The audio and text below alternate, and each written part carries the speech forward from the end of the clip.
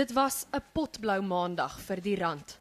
En dis nie net slegte nuus vir ekonome en sakelui nie, want die geldeenheid se nuwe laagtepunte sal binnekort ook byna alle Suid-Afrikaners se sakke raak.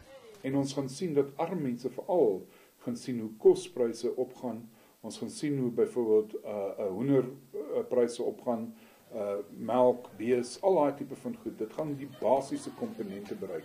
En dan vir ander mense, weet ons, motors gaan duurder raak en die van ons wat ryk genoeg is nog om buite die land te gaan, dit gaan al hoe moeiliker word.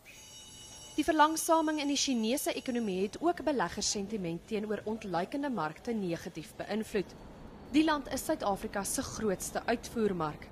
Internasionaal was dit 'n geval dat ons begin kyk het na die Chinese sentrale bank of die People's Bank of China wat doelbewus besluit het om hulle vaspenning aan die dollar te verswak en dat hulle die doelbewus daardie geldeenheid dan wou verswak om so meer 'n dingende voordeel te kan kry weer met uitvoere, aangesien dit die grootste ekonomiese drywer is vir die land.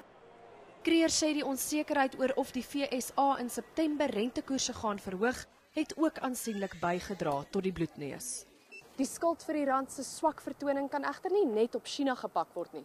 Suid-Afrika se kragkrisis en die voortsleepende beerdkrag gee beleggers nie juis vertroue nie en ekonome maan dat die regering nou meer as ooit tevore hulle sokkies moet optrek. Daniela van Heerden, Unies, Johannesburg.